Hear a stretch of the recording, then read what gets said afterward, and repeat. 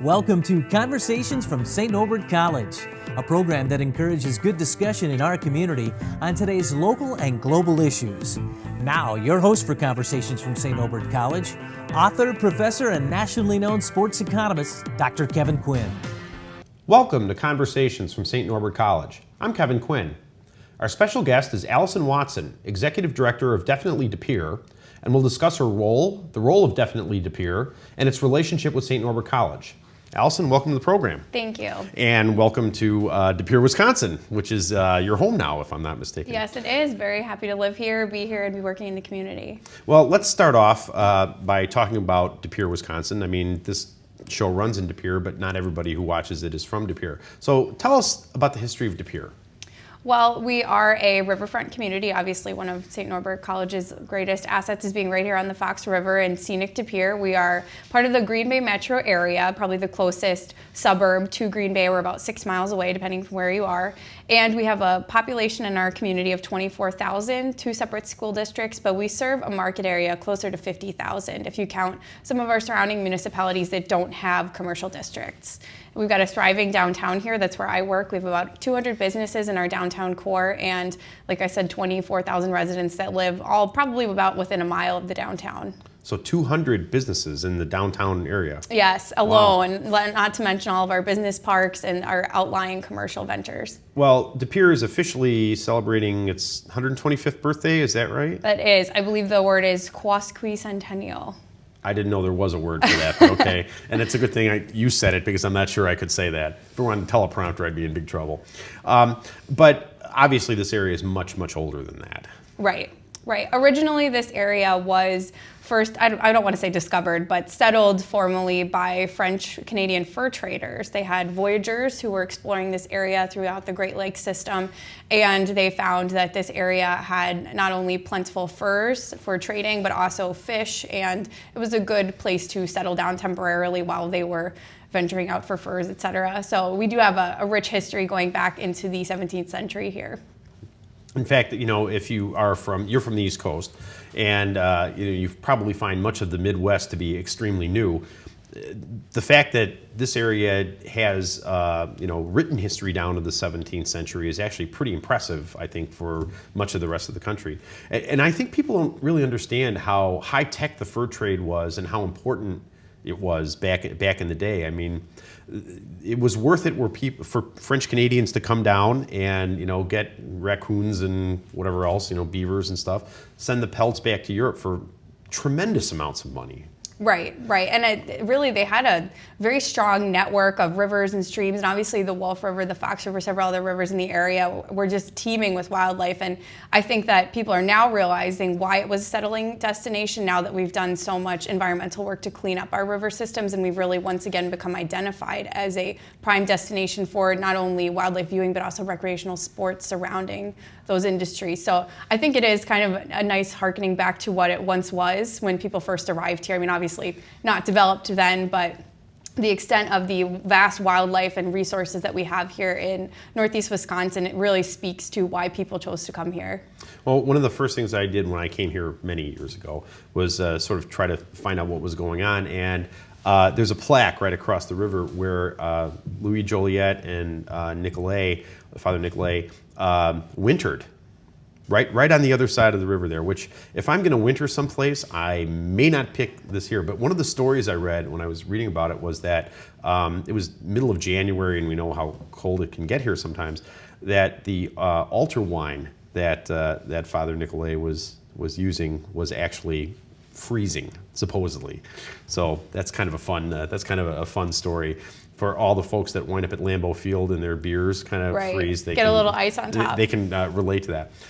One of the other things too that defines the Pier, of course, is the way the river splits is not the right word, but divides in east and west. And talk I a little prefer bit to about say that. Brings the two sides of the community together in the middle. Bridges, right? Well, and it's interesting. It's not situation that's unique to De Pere. I think a lot of cities that have rivers find that unique cultures and demographics develop on either side of the river. And we actually, just as Green Bay used to be 2 municipalities until 1890. So when we say it's De Pere's 125th birthday, we're actually saying that it's the 125th anniversary of the 2 municipalities merging into one community.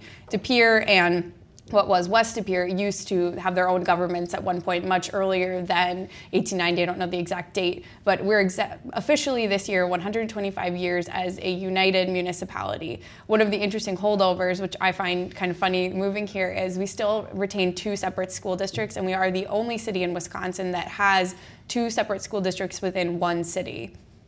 You know, when I first moved here, I moved here from Chicago, and people at that time, it's less so now, wouldn't think of crossing the river to go to the grocery store or whatever, and you'd found there was one of everything on either side of the river. We lived on the west side, my wife worked on the east side, and people couldn't figure that out. I think there's less of that now than there used to be. In fact, the whole area seems to be much more unified than it once was, even a few years ago. I think so too. I think that what's really interesting from an economic standpoint too is I feel like we actually maintain slightly different demographics on either side of the river, and we sustain different types of businesses. So the west side of De Pere really succeeds in restaurants, entertainment, later evening type establishments, as well as it's developing sort of a health culture, having an organic grocery store, several fitness locations, whereas the east side really emphasizes a retail cluster. It's a lot of children and women's themed businesses. And it's interesting because you'd think that that would be a more even mix throughout both sides, but they seem to sustain themselves in clusters very well. So let's talk a little bit about Definitely De Pere. So what is Definitely De Pere? Well, Definitely De Pere is the sort of colloquial name, if you will, of our Downtown Main Street program. Main Street is a national effort to revitalize downtowns, specifically ones that are historic. One of the things that I think gives the most charm to De Pere is the fact that we have a large number of historic buildings. And when we say historic, that usually means pre-1930s buildings. I mean, one of the downsides of construction with wood and having a lot of fire or steam or powered energy sources in the 19th century was there were constantly fires. So we actually did have several very large fires in De Pere. We lost a lot of our historic buildings, but we still have 4 separate historic districts that are still established in the downtown, and those are established by the National Register of Historic Places, and it gives us a real asset in our downtown to be able to preserve those buildings and preserve a piece of our history. We had at one point in the late 1980s 80% vacancy in the downtown. Only 20% of our structures were filled. Today, we're really happy to say that we have over 90% occupancy in downtown De Pere, and we retain what's basically considered a natural level of vacancy. As much as there's a natural level of unemployment at any given time, it's very rare to have a city where you have 100% of your buildings occupied. So that's what Main Street does. We work to bring back the spirit to downtown De Pere. Obviously, since we're no longer facing that vacancy challenge, we focus a lot on quality of life. So our mission, if you will, is to make downtown De Pere the best place to live, learn, work, and visit. And we work with the stakeholders that obviously relate to those different missions. Well, so our parents and perhaps our grandparents were very happy to leave the cities back in the day, right? And with the interstates and cars and, the affluence that we saw, the building of the nuclear family, younger people want to have that more mixed use downtown. They want to be able to walk and ride their bikes, and they want to be able to take advantage of the amenities that a lot of the cities were built on, riverfronts, et cetera. Right. And I mean, I'm jealous because we, at least people my age, never thought about doing that stuff. Right, and I don't know who to credit. I don't think you can just say that the millennial generation is just so enlightened. I don't think that's what it is. I think it's a lot of things came together at the same time. And I think right now a lot of millennials and 20-somethings find themselves in situations where the cost of living is increased, and I think it's outpacing what a lot of people earn in that age bracket. And I think that urban living offers a lot of trade-offs from what you can spend on. You could pay a lot of money for a car. I know having a new car here in Wisconsin, I'm not thrilled with my car payment every month. But if I lived right in the heart of downtown, I didn't need one, which arguably even in Wisconsin, you probably still need one. Mm-hmm. I mean, you could offset and not have that cost. Maybe you could pay a little bit more to live downtown, but then you have walking accessibility to all of these businesses.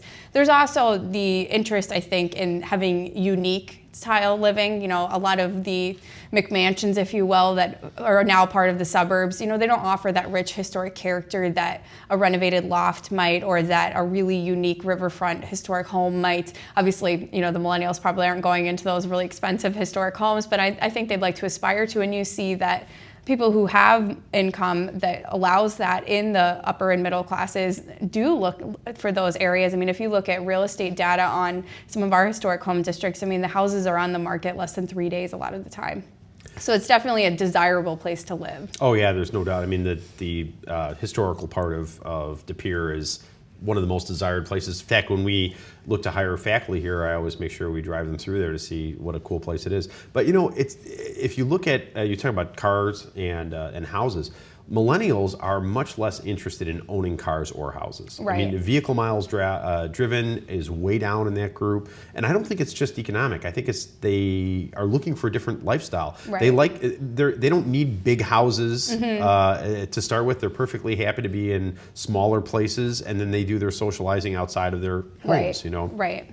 We want to keep up with the trends that current generations want in a community. So we actually this summer have launched a bike rack campaign. You know, downtown De Pere has a state trail that runs right through it, but we have not kept up with the pace of installing bike racks in our community. And if you have a really nice bike, you don't want to tie it to a tree or to a lamppost or to a sign. So our goal this summer is to actually install over 100 bike racks in the downtown. Because really? We feel that that's a way to not only make our businesses more accessible for residents, but also for people who are visiting or passing through on the trail, because we really want to roll out the welcome mat. You know, obviously we have a beautiful downtown, but how can we make it more functional as well?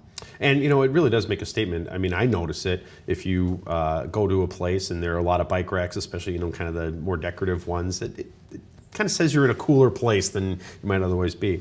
So Definitely De Pere's mission is, if you were to encapsulate that, what's that?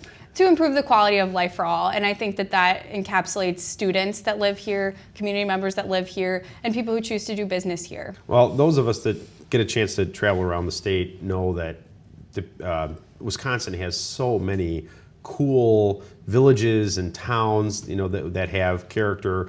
Some of them have kind of fallen into more disrepair than others, but others are just fantastic. And I mean, all you have to do is, you know, hang out on a Saturday in the fall at one of these places, and you can see, you know, people are coming from all over the place to visit these places. So let's talk a little bit about the events that you guys get yourself involved with. So, you know, it's summertime right now. Right. And that's sort of the main centerpiece of your programming, right? So talk about your summer events. Yes. So we actually decided to identify on summer as our peak event season because after doing some business surveying, we found that summer is actually a really slow time for a lot of our businesses. And I attribute it to the going up north syndrome that our area has, where we insist that we leave immediately and go 2 to 3 hours north every time the sun is out. So I think that's part of it. You know, everybody leaves, so we don't have anyone in our downtown. So our goal has been, how can we keep people here at least on Friday nights? And whether they're from De Pere, or even better, if they're a visitor, how can they take advantage of our businesses and our community and learn what a great place De Pere is? So we started 2 years ago with an art walk, and that's a Friday night event where we have an artist in residence that sets up at a downtown business. And that was sort of a way of counteracting the fact that we have very few galleries in De Pere, so we've created temporary galleries, if you will. And on those Friday evenings, you can go from business to business. It's completely free, meet local artists, and all of our artists are from about a 2-hour radius. So they're actually people that are within our communities. And it's really incredible to see the level of talent everywhere from students up to professional artists that live in this area. And I think it's a little bit of Door County of us, if you will, to have a gallery themed night. So we launched that the first year. Then last year we rolled out an outdoor movie series, which it was fun for 1 year, but we found that economically we weren't gonna try it again. We might re-adapt how it works and figure out some different strategies with what movies we show, but we've decided to not do that one this year. Instead, what we're doing, we've partnered with the Mile of Music, which is a original music coalition, if you will, out of Appleton, Wisconsin, which is not too far west of us, and it's been really successful in Appleton. It's a 4-day music festival with over 800 performances, and it comprises all downtown venues within a 1-mile radius. So it's an incredibly walkable event, and it focuses on folk and Americana style original music, both from the Midwest and nationally. So we've partnered with them, and now that their event's in the 3rd year, they felt comfortable sort of contracting out another community event, and we'll be the second host of what they're calling a mini mile. It's called the East-West Music Fest, and over 6 Friday nights and 1 opening and closing concert, we'll have over 70 live performances from Midwest and national artists. All of the events are free except for 1 ticketed opening concert. That's a kickoff concert on June 5th. We're having Corey Chisel, who's an Appleton-based artist that now is in Nashville. He's doing a kickoff concert actually at Dudley Birder Hall, which is part of St. Norbert College. And at the end of the summer, on August 30th, which is the Sunday before Labor Day weekend, we will be having a free outdoor concert with 3 national acts that'll be performing in Nicolay Square, which is a couple blocks from St. Norbert. But on those 6 Fridays, we'll have 12 sets each night of free music at downtown venues ranging from coffee shops to bars and restaurants. And they'll likely be acts that people haven't heard of or seen in this area, since we do tend to attract a lot of country, rock, and cover bands in this area. This is something totally different, and we feel that it sets De Pere apart because now every Friday is dedicated to either arts or music, and it's all original and it's all local, which I think really lends itself to making downtown a destination.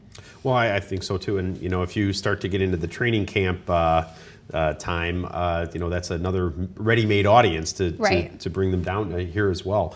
But you're starting to do some fall events too, is that right? We are, yes. We have a soup walk, and we actually have 2 food-related events, and we call them both walks. I think we love having names that have walk in them. For whatever reason, like 75% of our events have the name walk in it. It sounds healthy. Well, yeah, and even if you're eating terrible food, it sounds healthy, which both of our food events are. So our soup walk, we pit the local bars and restaurants against each other. They have to come up with an original soup recipe, and we sell tickets, and as an attendee, you can go and sample soup at up to 20 restaurants, depending on how many participate each year, and then you vote for your favorite. And what the restaurants get out of it is a great chance to meet new customers, and they get a really tacky soup ladle trophy that they get to proudly display for the next year that they won. And we also collect cans through that event, so they can actually buy votes by collecting cans, and they get a huge uptick in their vote count if they collect a lot of cans. And then we are able to make a cash donation from ticket proceeds and a food donation to food pantries here in De Pere through that event. And we try and do that event on a Saturday before a home football game, so this year it would be Saturday, October 10th. And we only sell 200 tickets. So it makes it so that it's actually enjoyable. You're not waiting in line everywhere you go, but it also adds some exclusivity and makes people excited to go get their tickets. That does sound like fun. And then you guys are involved with the S&C Day in September, right? Yes, we are. And we do a lot to try and get the businesses to be aware of the St. Norbert calendar and be open and friendly and ready to welcome in anybody in the community who's visiting, because obviously it's a huge day traffic-wise for St. Norbert. Yeah, I forget exactly the number of people we have on campus, but it's enormous, the number of folks that come to the campus here. So when you look around other Main Street programs at other towns, who just nails it? Who kills it as far as you're concerned? Who would you really like to be? What kind of events would you just like to be able to have here? Well, and I have to say, I don't want to limit it exclusively to Main Street programs. So there are a lot of communities that don't have a formal Main Street program, but they have a business improvement district. Mm-hmm. And a business improvement district is a special tax district that funds downtown programming. So we actually have one in place now. That was a recent development in the last year. We have a tax district now that helps fund some of our operating costs, in addition to money that we bring in through sponsorships and revenue streaming events. And I think that there are some communities that have a business improvement district, or BID as they call it, that really do an excellent job as well, but they wouldn't be counted otherwise because they're not Main Street. I think that Racine is a great example of a post-industrial community that has done a great job revitalizing. They have a really impressive arts district and an arts presence in the city, as well as just an absolutely stunning floral campaign. I mean, the whole town is in bloom in the summer.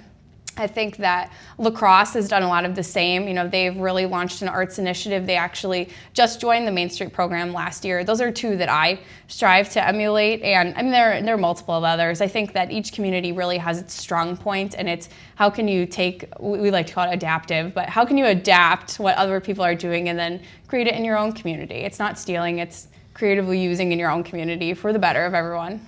Well, what do you need? I mean, obviously, you have to have something to work with, right? I mean, if you go into one of these situations, there has to be some raw material. What are the raw materials that are necessary to revitalize a downtown and keep it that way? I think it comes down mostly to people. I mean, you can get into the different layers of it, but I think the first thing is you have to have enough people that have a strong sense of pride in their community that they want to save it. It's like how it always seems that every time they're going to tear down a building or cut down a huge tree or something, there always seem to be these people who crawl out of the woodwork and are like, no, it's everything, you can't take it away. You need those people, you know. I mean, you may laugh at them and say like, well, where are these people, you know, for the last 30 years when the problem developed, but you need those people that have that sense of pride, because they're going to be the ones that are willing to commit the time and the resources and their pride and showcase why they love it and why they want to save the city. And I think that those other cities I just named are great examples of ones where you meet people even now when you go there who are so proud to be from there. So I think it starts with people. And then obviously at some point you do need money, because you need to, it doesn't have to be a large sum though. There are a lot of lighter, quicker, cheaper changes you can make, where maybe you decide to put in bike racks, or you decide to put in benches, or you plant a bunch of flowers, or, you know, I know Pittsburgh did this thing a couple years ago, and they're actually a community which is very divided by their river. They yarn bombed, where you crochet around the railings on something, a whole bridge, as a community arts project. You know, it doesn't have to be these elaborate, expensive, like children's museums or, you know, arts districts. Sometimes it can just be getting the right people together that want to make a difference and want to pursue their passion, and you just have to have them do it in your city. Yeah, I mean, sometimes those big scale projects are not the greatest idea because they become white elephants. In the 1970s, I know every downtown, to try to combat the mall thing, tried to do their own downtown mall with parking, and they just blighted, I think, in many cases. Right. I think most of those have been taken out for other things now, right? There always seems to be some trend at any given time of what everyone's doing. Well, I'll tell you, the having people who are passionate about it is the most important thing. Now, you have a number of committees that are part of your group, right? We do, yes. So talk a little bit about what they are and what they do and how they help. Right. Well, Main Street nationally, and this is what makes it kind of easy to implement, we have sort of a cookie cutter model. So Main Street recommends that you have 4 committees. They recommend you have an economic revitalization committee. We call it economic enhancement. We think that's more of a positive word. You have a design committee, a promotions and events committee, and then an organizational committee. And the organizational is probably the least glamorous. That focuses a lot on making sure the money works and making sure that you're able to bring in revenue through fundraising and sponsorships, and that you build your volunteer base. So we actually have 5 here in De Pere, because we've divided the design committee into a separate subcommittee that's long outlived Main Street. We have the De Pere Beautification Committee, and they focus really heavily on plants in the downtown. So they do all of our flowers, and they work on Fox River Trail cleanup. So they're really integral in beautifying the downtown from a living standpoint. Design has to do with streetscape issues. It has a lot to do with historic buildings and working with owners to properly maintain their historic buildings, as well as helping to get the right people together on public projects, whether it's developing an unused site or placemaking efforts, if you will, which is sort of the big downtown buzzword these days about how you can make your community a destination and what sets it apart. Economic development is pretty straightforward. It's recruiting new businesses and keeping the ones that you have in the downtown healthy and thriving. And we've also tied into that economic development component, getting people living downtown and sort of building the brand of being a downtown De Pere resident. Promotions, events, pretty self-explanatory, giving people a reason other than our businesses and our charm to come here. I'll tell you, one of the things that I've noticed in the last few years here in West De Pere, where St. Norbert is that I think that you guys have licked it. There is housing down here, and there are people that are choosing to be here because they work down here. They're restaurants. You call them late night establishments. That's a cool place to be. Right. That's a cool place to be. There's the El Presidente restaurant has apartments up top above it and parking underneath it. I mean, it has that really kind of cool, slick, urban feel about that. I think so too. That's a cool thing. So the beautification, or rather the design people, what do? They kind of help with facades and stuff like that? They do. Facades in the historic buildings especially is a big part of it. We have some buildings that are new construction. We obviously want to influence the design on those projects so that it matches our downtown, but also working with historic buildings where maybe the facade has been covered up over the years. A big trend in the 1970s during the energy crisis was boarding up every square inch that you could of a facade with the thought of, oh, well, now it won't escape through the windows. We didn't give 19th century architects enough credit. Historic buildings are actually remarkably energy efficient. They draw in heat through the windows, and then they oftentimes had rounded ceiling corners and ceiling fans to help spread the air around. So if people just kept buildings the way they were, they actually would have saved money in the long run, and a future owner wouldn't have had to tear all of the shingling and stonework off of it. So we're working with owners to bring back those energy efficient models and to really have a testament to what the building used to look like originally. And that is a cool thing. I mean, when you're inside one of those older buildings, it's just a different feel, especially, as opposed to sort of the suburban kind of cookie cutter cube farm that, I mean, I think it's a better place to work and to be around that. You can hop down across the street for lunch. You don't have to get in your car to do stuff. It's a cool thing. So how can people get involved? So if somebody's interested in helping you, how do they do that? Well, I always recommend that before people want to get involved, that they should kind of experience what we do. So I definitely encourage people to either come to one of our events, as we obviously have so many of them this summer. We also have a yoga event this summer too that I failed to mention. That's an outdoor fitness class. We had over 2,000 people come to that last summer, throughout the summer. So I always say, come try an event out, experience what we're all about, and if you like it, then let's get you involved where your interests lie. I try very hard not to just give tasks to people willy-nilly. I want them to actually like what they're doing, or sometimes people have a skill from the workplace that they want to use. Other times they don't want to do what they do for a living, and maybe they are an economics professor, but they're just really into gardening, and they're like, oh, I don't get to garden enough. I want to be on the gardening committee. So getting to talk to your volunteers and discover what their interests are and figuring out how we can fit it into what we do so that it's an enjoyable experience. I also recommend that people follow along with us, in the wonderful age of social media. We're very active. I guess it helps having somebody in their 20s at the helm. So we're really, really active on there. We oftentimes break news before the Press Gazette does, and then they get the news from us, which I think is kind of cool. So we are always really up to date on that. We actually send out a weekly email digest that goes out to several thousand people every week, and it's a great way to find out what's going on. It's short, to the point, and you could read the whole thing in less than 5 minutes, and it gives you any news that came up in the last week, any cool things happening downtown, and then a summary of the weekend events coming up. So it's a great way to, I think, be more engaged in the community that you live in or work in, or just happen to like, but maybe you aren't lucky enough to live here yet.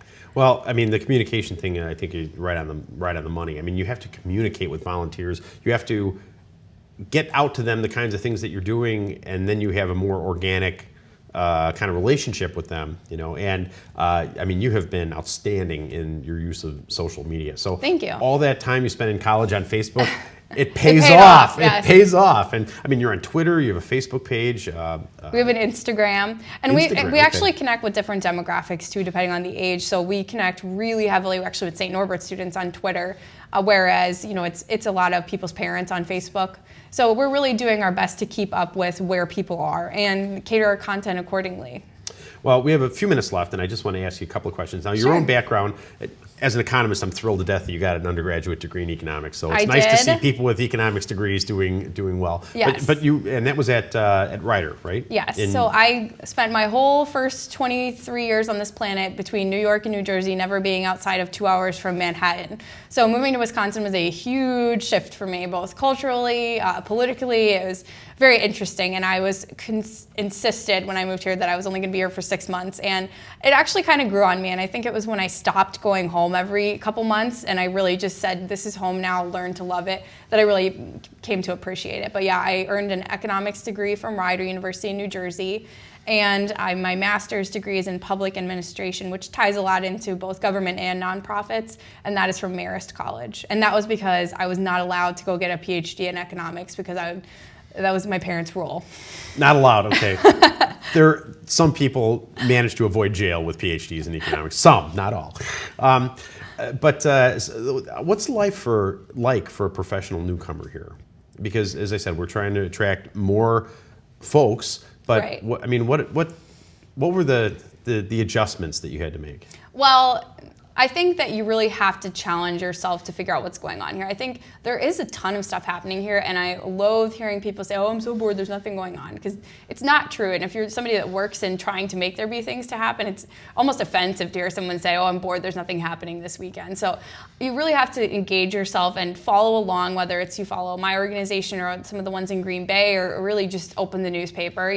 Any of those will highlight all the things happening here. But I think you also have to sort of force yourself into the culture here. A lot of people boomerang back here, so they already have their family here. They already have probably their high school friends here. Mm-hmm. You do have to kind of force yourself in, and I had a hard time with that because I came here knowing only my family had moved here before I had, and I had a really tough time meeting people. But I've taken advantage of some groups like the Young Professional Network, especially Current. They do a lot of programming, and they're a great resource to meet other people, including people who did just move here.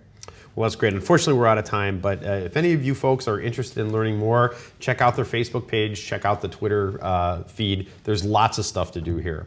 Until next time, I hope you've enjoyed our show. I'm Kevin Quinn.